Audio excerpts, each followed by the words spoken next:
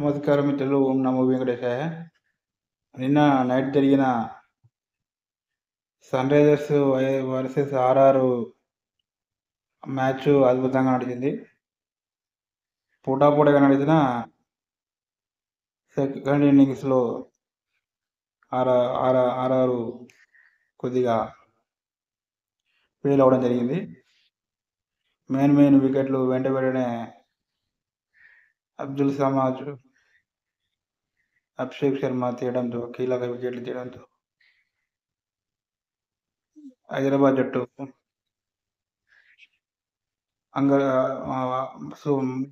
Super విక్టరీతో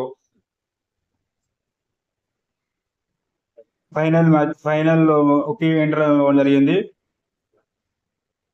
నేను చెప్పేది ఏంటంటే, నాకు తెలిసి హైదరాబాద్ ప్లే ఆఫ్ వస్తే అంచలేవలు వేసుకోవాలి. అంటే అంత ప్లే ఆడినా కానీ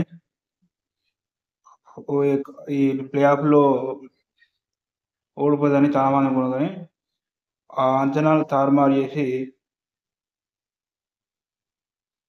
ఫైనల్కి రావడం, కెప్టెన్ పెట్ కమిన్స్ గారి ఆ సిచ్యువేషన్ తగ్గట్టు బౌలర్స్ వేయడం, చాలా అంత చిన్న ఏజ్లో కెప్టెన్సీలు అనే మెలకువలు రావడం నన్ను మామూలు ముచ్చట కదండి. అతని వయసు ఏదో పెద్ద ఇది కాదని 30 ఏజ్లో ఒక జట్టు నడిపించే విషయంలో ఒక మోస్ట్ సీనియర్ ప్లేయర్ లాగా ఆడుతుండు. అలాంటి నాయకత్వం ఉన్నప్పుడు నాయకత్వం చాలా హెల్ప్ అవుతుంది. ఆటతో పాటు ఎప్పుడు ఎవరితో రాబట్టుకోవాలనేది చేస్తే, అలాగే గతంలో అన్న డేవిడ్ వార్నర్ గారు చేశారు, రాబట్టుకున్నారు. తర్వాత కొద్దిగా ఏదో ఫెయిల్ అయిందని, కానీ డేవిడ్ వార్నర్ కూడా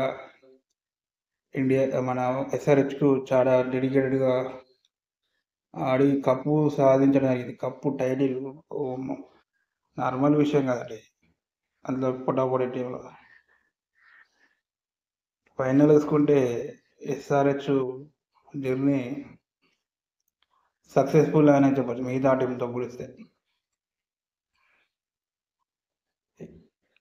అంటే ఒక టీం కానీ కాదు, కానీ ఈ హైదరాబాద్ టీంపై అంచనాలు ఉండవు, రేపటి మ్యాచ్ కూడా అంచనాలు ఉండవు. కానీ అదే ఎస్ఆర్హెచ్ టీము ఎన్నో అద్భుతాలు సృష్టించింది. T20 అనే ఫార్మాట్లో సెకండ్ బిగ్గెస్ట్ టోటల్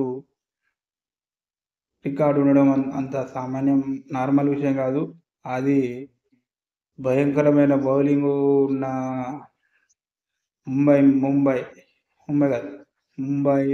ముంబై మీద భయంకరమైన బౌలింగ్ ఉంటుంది.